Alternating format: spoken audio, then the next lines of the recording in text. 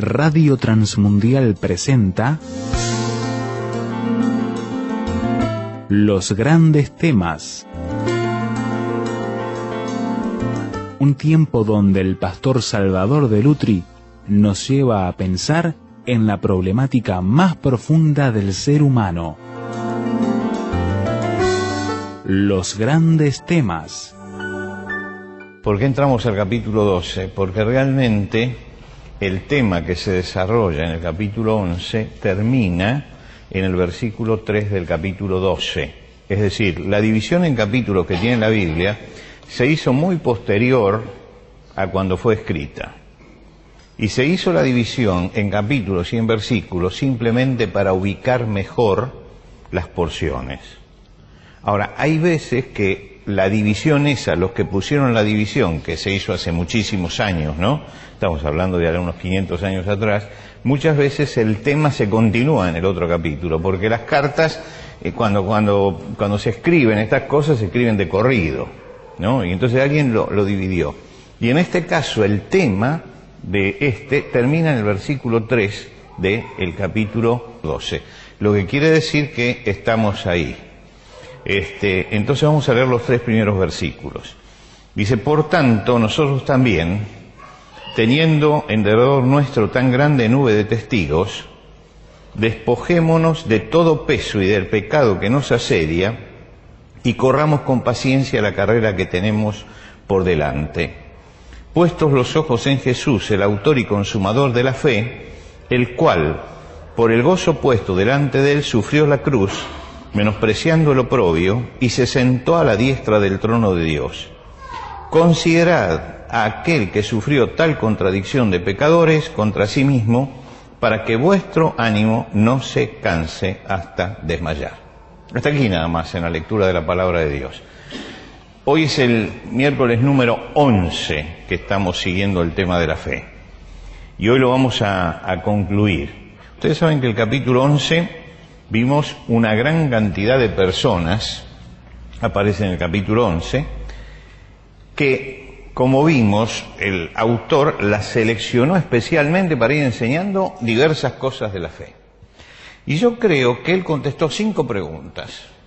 5 preguntas contestó y nosotros ya las tenemos contestadas, ¿no? Las 5 preguntas que son fundamentales cuando uno habla del tema de la fe. Las preguntas son: ¿cómo se muestra la fe? ¿Cómo es el proceso de fe? ¿Cómo se transmite la fe? ¿Cómo se entrena un siervo de fe? ¿Y cómo se alcanza la victoria por la fe? Estas son las 5 preguntas. Quiere decir que en estas 5 preguntas, si nosotros recorremos todo lo que hemos visto, vamos a ver que las hemos ido contestando. Nos hicimos la pregunta: ¿cómo se muestra la fe? Y vimos que se muestra en la conducta, como la mostró Abel, que se muestra en el andar, como lo mostró Enoc, que se muestra en la obediencia, como lo mostró Noé. Después nos preguntamos cuál es el proceso de fe. Y el proceso de fe ya no tenemos muchos personajes, tenemos uno solo donde se muestra todo el proceso de fe, el Padre de la fe. Quiere decir que ahí nosotros nos detuvimos y vimos que la fe produce un quiebre en nuestra vida, nos transforma espiritualmente en peregrinos, es decir, sabemos que lo que nosotros transitamos acá es pasajero porque hay una eternidad también, y por el otro lado experimentamos el poder de Dios por medio de la fe. Este es el proceso de fe. ¿Cómo se transmite la fe? De persona a persona. Y esto es muy importante. La fe viene por el oír de la palabra de Dios, pero la persona es la que va transmitiendo la palabra de Dios a otro. Y ustedes recuerdan que en el principio ya del Evangelio, cuando se convierten o cuando llegan a Cristo, Pedro va a buscar a su hermano Andrés, y esto es como una cadena que se va haciendo, ¿no? Ahora, nosotros hemos visto también que Isaac, Jacob, José, Amram, Jocabed, hasta llegar a Moisés, hay una cadena, y lo que muestra la carta a los hebreos es que hubo una cadena que se prolongó a través del tiempo, y tenemos más de 400 años desde que arranca hasta el final, ¿no? Pero la fe llegó, y llegó a Moisés. Y entonces ahí tenemos cómo se entrena un siervo de fe. Es una escuela personal con Dios. Dios trabajó en Moisés en diferentes etapas con el carácter de Moisés. La escuela no es la misma para todos.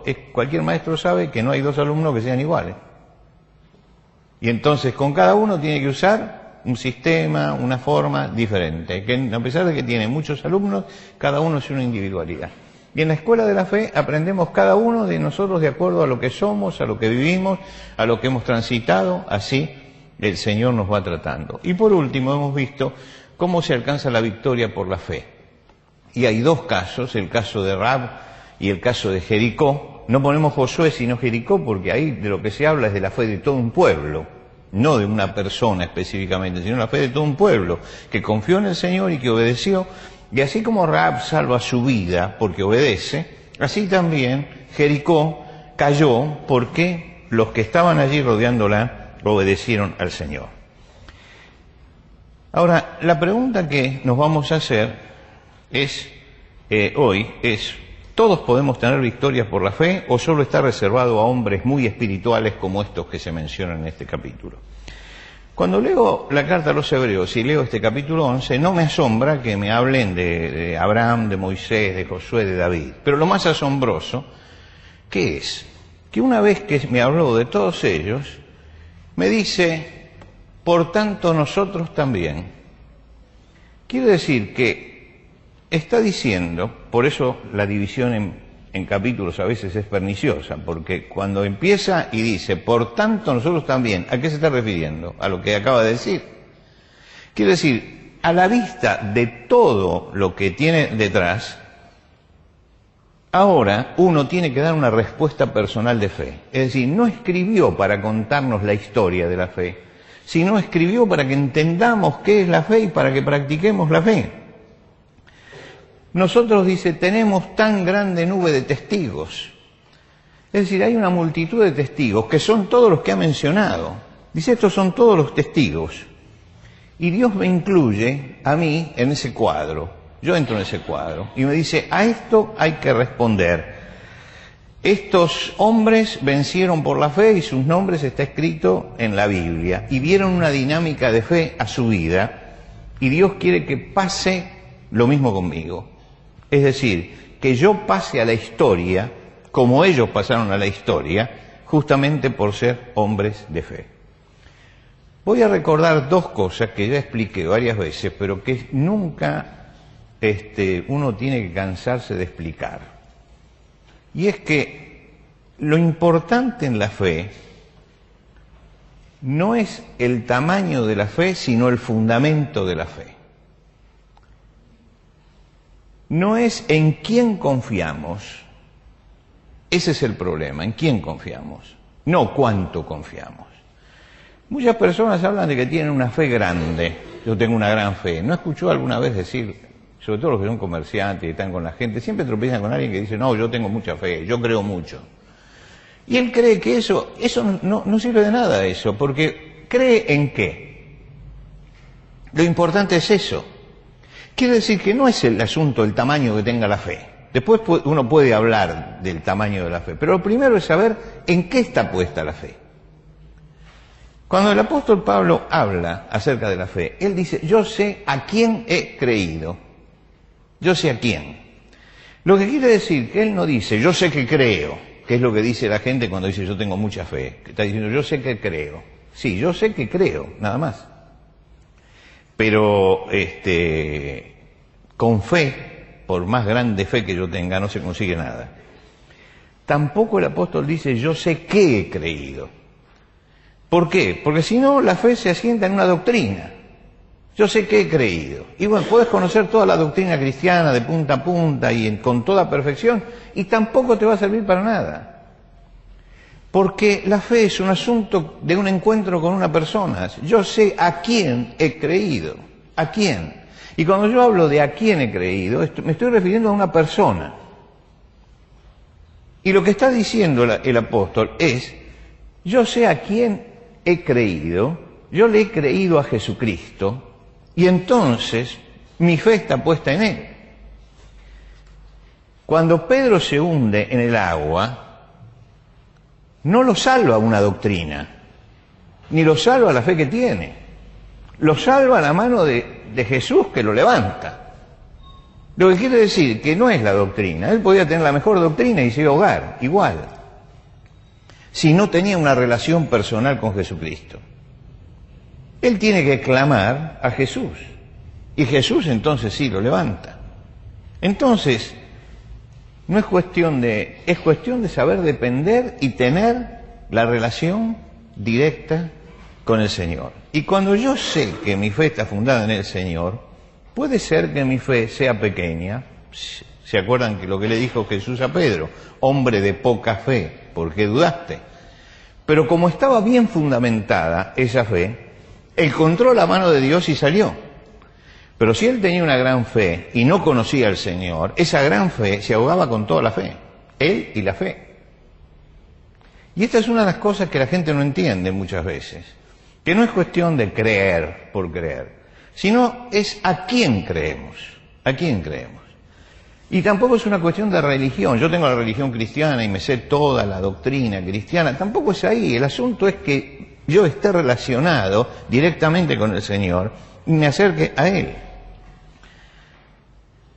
La verdadera fe es esto que nos va contando la carta a los hebreos. Hombres, muchos de ellos que eran débiles, porque conocemos su historia, y muchos tropezaron muchas veces, pero que confiaban realmente en el Señor, y el Señor los levantaba. En la carta a los hebreos, el capítulo 11 comienza diciendo: es pues la fe, la certeza de lo que se espera, la demostración de lo que no se ve. Y esto es lo que podemos decir de la fe. La fe es ver lo que no se ve, lo que no se ve con los ojos materiales. Por la fe Noé, cuando fue advertido de cosas que aún no se veían, preparó el arca. Él no la veía el arca, pero por la fe tuvo la convicción del diluvio. Él vio algo que no se veía, y esto es la fe. Es ver aquello que yo no puedo alcanzar con los sentidos, pero que Dios me dice, va a pasar esto. Y Dios le dijo eso, y él creyó, y lo vio. Pero lo vio ¿con qué ojos? No con los ojos materiales, él lo vio con los ojos de la fe. Cuando se habla del grupo grande que hemos visto en el encuentro pasado, dice, conforme a la fe murieron todos estos sin haber recibido lo prometido, sino mirándolo de lejos y saludándolo. Es decir, saludaron lo que no habían visto, pero creían. Por la fe Moisés, teniendo por mayor riqueza los vituperios de Cristo, etcétera, porque se declaró no egipcio, porque tenía la mirada puesta en el galardón, tenía una mirada puesta en cosas que no veía. Y la fe es eso. Y dice que dejó Egipto por la fe, porque se sostuvo como viendo al invisible. Se sostuvo como viendo al invisible. Piensen ustedes en lo que está diciendo. Se sostuvo viendo lo que no se veía. Esto es una contradicción en sí misma. Yo no puedo ver lo que no se ve, pero él se sostuvo viendo lo que no se veía. El que no tiene fe no puede entender este versículo, no lo va a entender nunca. Solamente el hombre de fe va a entender lo que quiere decir esto. Quiere decir que para él la presencia de Dios y la mano de Dios estaba allí, aunque sus ojos no lo vieran. Y el autor de Hebreo nos convoca justamente a vivir en esa misma fe, en esa misma forma, la relación con el Señor. Y entonces el autor de Hebreo define la vida cristiana como una carrera. Fíjese que dice, nosotros también, teniendo tan grande nube de testigos, corramos con paciencia la carrera que tenemos por delante. La carrera. Todos los nombres forman la gran nube de testigos. Es como si estuviéramos en un estadio. Y en ese estadio, en la tribuna, está Abel, Noé, Enoc, está Moisés. Me están mirando. Dice, esos son los testigos, los que están mirando. Yo lo miro a cada uno de ellos y digo, caramba, qué fe que tuvieron. Y ellos me están diciendo, nosotros ya corrimos, ahora te toca correr a vos. Y nosotros dimos testimonio de todas estas cosas. Todos esos nombres forman todos los testigos de esta carrera. Y ellos son el testimonio de muchas cosas. En primer lugar, que no importa el origen que uno tenga. No importa el origen que uno tenga. Acá hay quienes han nacido en un hogar cristiano y hay quienes han llegado al Señor mucho después, ¿no? Alguna vez yo escuché a alguna persona decir, uy, si yo hubiera nacido en un hogar cristiano. El Señor tiene para cada uno su tiempo. Y Dios hace las cosas bien. Y nos encuentra en el momento oportuno. Nadie tiene ventaja por haber nacido en un hogar cristiano o no haber nacido en un hogar cristiano. Dios le da a todos las mismas oportunidades. Pero no importa el origen. Abraham era un pagano y Rahab era una pagana sacerdotisa y prostituta en los muros de Jericó. Y Dios no dijo los paganos afuera, ni dijo esta mujer no porque es marginal. No. Ellos se encontraron con el Señor y no importa el origen. No importa la condición en que uno esté. Abraham y Jocabed eran esclavos. Y sin embargo ellos en su condición de esclavos practicaron la fe y el Señor estuvo con ellos. No importa eso. No importa tampoco la preparación que yo tenga. La preparación que yo tenga como persona. Moisés, a pesar de que estaba humanamente preparado, le dijo al Señor que él no estaba preparado. Y el Señor le dijo, eso no interesa, pero yo no puedo hablar, pero yo le di la boca al hombre. ¿Quién le dio la lengua al hombre? Se la di yo. Punto. Todos, de diferente condición, de diferente origen, de diferente preparación, todos corrieron la carrera de la fe. Todos.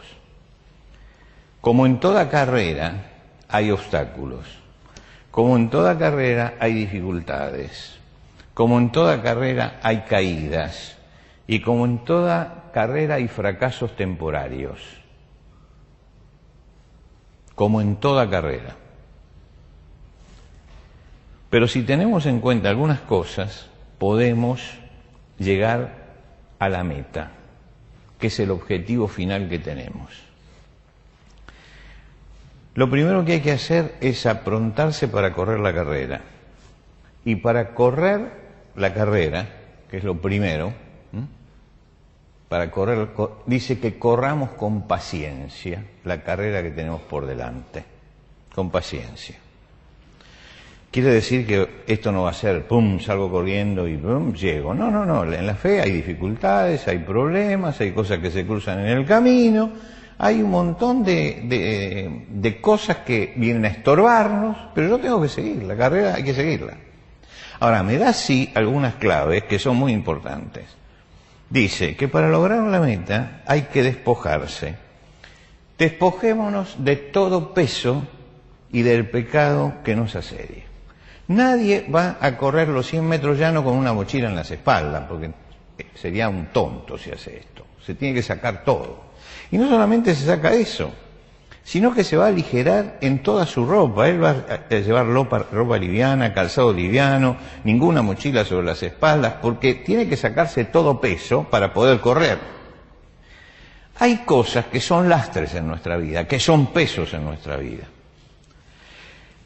Abraham fue llamado por Dios y Dios le dijo, mira, deja tu tierra y deja tu parentela. Ahora, Dios no le dice a todo el mundo, deja tu tierra y deja tu parentela. A mí y a ustedes no le dijo, dicen, dejen de ser argentinos, abandonen la Argentina. Pero a él sí se lo dijo. No nos dice que dejemos a todos nuestros parientes, pero a él sí se lo dijo. ¿Por qué se lo dijo? Porque eso era el lastre que él podía tener en su vida. Y entonces, como era el lastre, él tenía que abandonar ciertas cosas que lo iban a influenciar mal y que le iban a hacer mal. Moisés se tuvo que despojar de su identidad egipcia. Y él tuvo que renunciar a ser egipcio para identificarse con el pueblo de Dios. Pedro tuvo que dejar las redes. Pero no todos tienen que dejar las redes.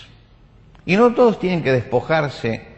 Cada uno, Dios le identifica aquello que es el lastre y lo llama y le dice, esto es el lastre y hay que sacarlo. Nosotros casi siempre nos entretenemos en la segunda parte del versículo, que es y el pecado que nos asedia. De eso vamos a hablar después. Es otra cosa, porque fíjese que dice que hay que sacarse el lastre y el pecado que nos asedia. Hay cosas que son legítimas, que son buenas, pero que son lastres. Hay cosas que son legítimas, son buenas, pero son lastres en nuestra vida. Y eso es algo que tenemos que saber sacarlo de nosotros a tiempo si yo quiero correr la carrera. Estamos hablando de que cada uno el Señor le va a mostrar qué es lo que te está impidiendo. Y a lo mejor lo que tenés es una cosa legítima, pero que te está estorbando en tu crecimiento espiritual. Y a lo mejor el otro tiene lo mismo y no lo estorba, pero a vos sí que te estorba. ¿Por qué? Porque a lo mejor eso, no sé, un entretenimiento, un deporte o lo que sea, se te transforma en una pasión que te absorbe. Bueno, si se te transformó en una pasión que te absorbe y te empieza a entorpecer tu vida espiritual, eso es un lastre, ya. Y hay que sacarlo. Hay que sacarlo. Hay que decirle que no. Tengo que saber cuáles son las cosas que son lastres en mi vida. Y tengo que sacarlas. Ahora uno dice, pero esto es legítimo. Sí que es legítimo. También era legítimo que Moisés se llamara egipcio. También era legítimo que Abraham viviera en Ur de los Caldeos. También era legítimo que Abraham estuviera con su familia. Pero Dios le dijo, mira, tu familia es un lastre. Y hay casos donde la familia es un lastre. Hace muchos años nosotros tuvimos que decir no a ciertas relaciones familiares. Ahora, esto no quiere decir que todos tienen que cortar relaciones familiares, pero nosotros sentimos como matrimonio de que eso es un lastre en nuestra vida realmente, mantener esa relación. ¿Por qué? Porque nos entorpecía nuestro desarrollo espiritual. Entonces, punto, se corta la relación. Yo no tengo por qué sentarme y compartir, porque seamos familiares, la mesa con alguien que me turba espiritualmente. Entonces, si me turba espiritualmente, lo primero que hago es hablar con esa persona y decir, mira, estas conversaciones que vos tenés o este vocabulario que usás, para mí no es lo que yo necesito en mi vida. Entonces, por favor, cambiarlo. ¿No lo cambiaste? Bueno, lamentablemente es un lastre, punto, corto. Claro, gran problema familiar. No importa, el lastre lo tengo que sacar porque yo tengo que seguir la carrera que el Señor me marcó. Y si el Señor me marca esta carrera, tengo que saber cortar con lo que tengo que cortar. Hay que sacarse el lastre. Yo no te voy a decir cuál es tu lastre, y nadie le puede decir al que tiene al lado cuál es su lastre, pero cada uno de nosotros tiene que entender que en la vida cristiana muchas veces hay lastres, y uno tiene que saber qué es. Después aparece y del pecado que nos asedia. Esto ya es otra cosa. Ahí salimos del lastre y entramos al pecado que nos asedia. Abraham tenía un pecado que lo asediaba. ¿Cuál era? Era el temor. Él tenía miedo. Y a él le agarraba miedo. Y cuando tenía que entrar a Egipto tenía miedo. Y cuando tenía que entrar a cualquier otro pueblo tenía miedo. Y tenía miedo porque tenía una esposa muy linda y tenía miedo que a la esposa lo mataran a él para quedarse con la esposa. Era muy típico en la sociedad tribal. Entonces tenía miedo. Y esto fue un lastre. Los dos fracasos en su vida, tuvo un tercero después, pero los dos grandes fracasos en su vida vino por esto. Porque tenía miedo. Ese es el pecado que lo asediaba. A Jacob no tenía miedo a nada. Pero resulta que la autosuficiencia de Jacob era el pecado que lo asediaba. Y la autosuficiencia de que yo puedo hacerlo fue lo que lo llevó a engañar a su padre, a hacer un montón de cosas que finalmente fracasó. Pero era esa gran autosuficiencia, era el pecado que lo estaba asediando. ¿Cómo termina la vida de Jacob? Que Dios le corta el muslo Y termina rengo en la pelea. Y le toca justamente el músculo que para ellos era el de la fuerza del hombre. Ese músculo Dios se lo tiene que quebrar. ¿Qué le quiso decir Dios? Es que mientras que esté tu suficiencia yendo adelante, no vas a poder terminar bien tu carrera. Ese es el pecado que lo asedia. En Sansón fue la lujuria, era el pecado que lo asediaba y que terminó destruyendo su ministerio. En Pedro fue la soberbia, yo soy mejor que todos. Cada uno tiene un talón de Aquiles. Y entonces yo creo que frente a esto y frente a la palabra de Dios nos tenemos que preguntar qué cosas nos estorban, qué obstáculos me impiden llegar a la meta, qué me demora en el crecimiento espiritual. Y estas son cosas que cada uno de nosotros tiene que analizar en su propia vida. Sigamos los pasos naturales para esto. ¿Cuáles son los pasos naturales? Primero, detectar el problema. ¿Qué es lo que me estorba? Eso es algo que uno tiene que reflexionar. Yo encuentro que muchas veces muchos cristianos no reflexionan sobre su vida espiritual. Y hay que reflexionar sobre la vida espiritual. Reflexionar es decir, bueno, ¿qué es lo que me estorba? ¿Cuál es el pecado que me asedia? Detecto el problema. Corto con las amarras que me están llevando a ese problema. Si hay pecados, tengo que confesarlo al Señor y aceptar el perdón de Dios y seguir adelante. Pero este análisis es muy importante para correr bien la carrera que tengo por delante. La segunda cosa, o la tercera cosa que dice es que hay que mirar al objetivo, puestos los ojos en Jesús, el autor y consumador de la fe. El que corre tiene un objetivo, fija los ojos en la meta. Fija los ojos en la meta. No van a ver usted ningún corredor que en medio de la carrera esté mirando para el costado. Porque el solo hecho de girar la cabeza implica que baja la velocidad. Lo que quiere decir que él sabe que tiene que ponerse y tiene que mirar el objetivo, no puede mirar el que corre de este lado, ni el que corre de este lado, ni a cuánto viene el de atrás. Él tiene que correr. Y ustedes vieron que en las pistas les marcan a cada uno una calle, tenés que correr en esa calle. Esta es tu carrera. Y yo creo que Dios hace lo mismo. A cada uno le da su calle y le dice, esta es tu carrera, empezá a correr. No mires para atrás, no mires para el costado, no mires el que corre al costado tuyo, no mires a los que se cayeron, no mires a los que abandonaron, poné tus ojos en el Señor y seguí para adelante. Vas a encontrar alrededor tuyo que se caen algunos, que otros abandonaron la carrera, pero uno ha puesto los ojos en Jesús y mira al frente, y sigue aunque otro se caiga, y sigue aunque otro fracase, y sigue aunque otro abandone, y sigue aunque otro corra más adelante. ¿Por qué? Porque el objetivo no es llegar antes que el otro, el objetivo es alcanzar la meta. El objetivo de esta carrera es alcanzar la meta, nada más que ese, que llegues hasta el final. Y lo que tenemos que buscar es eso, no ir ni adelante ni atrás de nadie.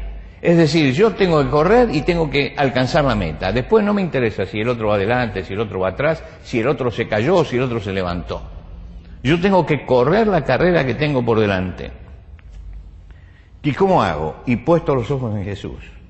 Puesto los ojos en Jesús. El viejo gaucho, cuando, no sé si ahora me imagino que no es así, pero el viejo gaucho, cuando tenía el campo delante y metía el arado, ¿no? Lo primero que hacía era poner en la otra punta del campo un palo con un trapo rojo, que lo viera bien. Entonces se ponía ahí, miraba y hacía el surco derecho. ¿Por qué? Porque iba siempre hacia ese punto y los ojos estaban puestos en eso. Después que hizo el primer surco derecho, los otros los podía hacer paralelos, pero el primero era la clave. ¿Y cómo hacía para hacer el primer surco? Y poner a 200 metros, poner un palo y algo bien colorido allí, cosa que lo pudiera ver, y después clavar la reja del arado, mover a los bueyes y no sacar la vista de ahí y decir yo voy para allá. Esto es lo que está diciendo este pasaje, puestos los ojos en Jesús. El objetivo, la mirada puesta en Jesús, es el ejemplo que queremos alcanzar. Las circunstancias pueden ser decepcionantes. Jesús un día habló del pan de vida y le preguntó a la gente, ¿quieren irse ustedes también? Dice, la mayoría se fue. Decepcionante el asunto, decepcionante. ¿Jesús bajó los brazos por eso? No, Jesús dijo, yo puse la mira allá y allá voy. ¿Se fueron? Se fueron. Le pregunta a los discípulos, ¿ustedes quieren ir también? Esto es libre, ¿eh? Se van. Pero él puso la mano en el arado. Los discípulos lo estorbaron durante 6 meses, fueron un estorbo para que Jesús fuera a Jerusalén. Pero Jesús dice, cuando se cumplió el tiempo en que había de ser recibido arriba, afirmó su rostro para ir a Jerusalén. Afirmó su rostro. La palabra que usa el original griego es esteroma. Esteroma es endureció, la dureza. Endureció el rostro. ¿Por qué? Porque tenía todo en contra alrededor. Y todos le decían que no. Y él endureció el rostro y fue para adelante. El apóstol Pablo dice, hermanos, yo mismo no pretendo haberlo alcanzado ya. Pero una cosa hago. Olvidando lo que queda atrás, me extiendo hacia lo que está adelante.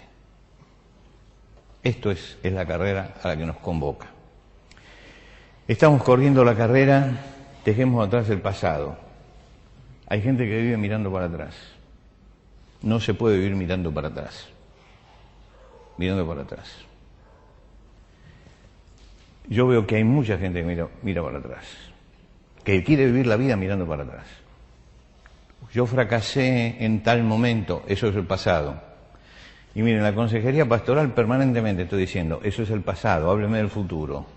Eso es el pasado, no ha cortado con el pasado. El pasado es el pasado, no se puede.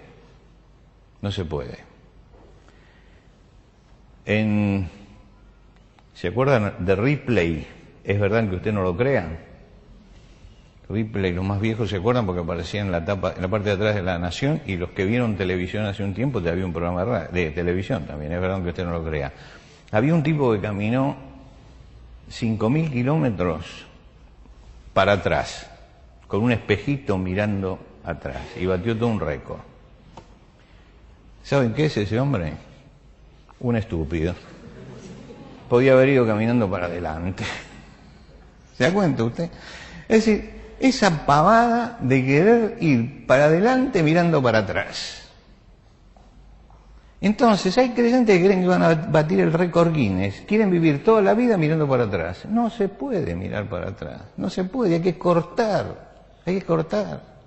Hay un momento en que hay que cortar con ciertas cosas, hay que cortar con el lastre del pasado, hay que poner la mira en el Señor y saber que hay circunstancias adversas, que hay personas que decepcionan, que hay sentimientos fluctuantes aún en nosotros, que hay críticas alrededor. El apóstol Pablo dice, pero de ninguna cosa hago caso, ni estimo preciosa mi vida para mí mismo, con tal que acabe mi carrera con gozo. No me importa, yo lo que estoy es corriendo y lo único que quiero es llegar a la meta y llegar a la meta con gozo. Lleguemos a la meta habiendo cumplido con lo que el Señor nos encomendó, habiendo dado un buen testimonio y habiendo mostrado la gracia de Dios en nosotros. Esto solo es posible si yo tengo los ojos puestos en Cristo y sin hacer caso de nada, me largo a correr la carrera de la fe, diciendo, el único objetivo que tengo es llegar a la meta, lo único, y de ninguna otra cosa hago caso. Y cuando yo hago eso, entonces el Señor va a estar conmigo y voy a llegar a la meta. Y todo lo que hemos hablado en los 10 miércoles anteriores era para llegar a esto, a que todo esto me sirva a mí en mi vida para correr con paciencia, la carrera que tengo por delante, puestos los ojos en Jesús. Señor, te damos gracias por el Señor Jesucristo, nuestro Salvador. Te damos gracias porque Él nos llamó con un amor infinito y se sacrificó por nosotros en la cruz para que nosotros pudiéramos correr la carrera que tenemos por delante. Esta semana estamos recordando el sacrificio de la cruz. Estamos recordando que Cristo fue muerto por nuestros pecados y que el sacrificio de Cristo a nuestro favor se hace para que nosotros podamos tener salvación eterna, paz en nuestro corazón y esperanza todos los días de nuestra vida. Y Señor, quisiéramos que nos ayudes a poner los ojos en Jesús, el autor y consumador de la fe, el que, viendo el objetivo final, sufrió la cruz y padeció todo y se sentó a la diestra de Dios. Y Señor, ese ejemplo de Cristo, ese ejemplo de entrega de nuestro Señor, es lo que queremos que nos guíe todos los días de nuestra vida. Señor, gracias por este tiempo que hemos pasado alrededor de este tema de la fe. Y gracias por el gozo que tenemos, porque cada vez que hemos abierto la palabra de Dios hemos encontrado algo que podía hacer bien a nuestra vida. Y gracias, Señor, porque tú nos desafías todos los días a seguirte y a serte fieles. Queremos terminar, Señor, gozándonos en ti, alegrándonos en la victoria de Jesucristo y alegrándonos porque Él quiere hacernos partícipes y por eso nos llama a correr la carrera que tenemos por delante. Señor, nuestra alabanza y nuestra adoración es para ti y la presentamos ante el trono tuyo en el nombre de Cristo Jesús. Amén. Amén.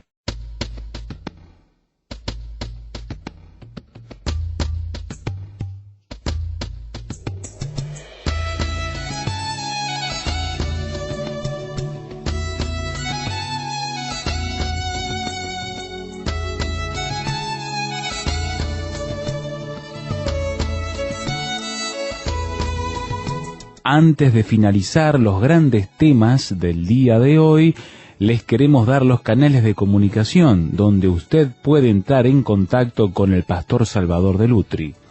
Por carta, hágalo a Los Grandes Temas, casilla de correo 5051, Montevideo, Uruguay. Los Grandes Temas, casilla de correo 5051, Montevideo, Uruguay. Y el correo electrónico losgrandestemas@transmundial.org. losgrandestemas@transmundial.org. Nos encantaría escuchar de usted, saber cuáles son sus comentarios, preguntas, reacciones e inquietudes sobre el tema de hoy. Por ahora nos despedimos hasta otro espacio de Los Grandes Temas, una producción de Radio Transmundial.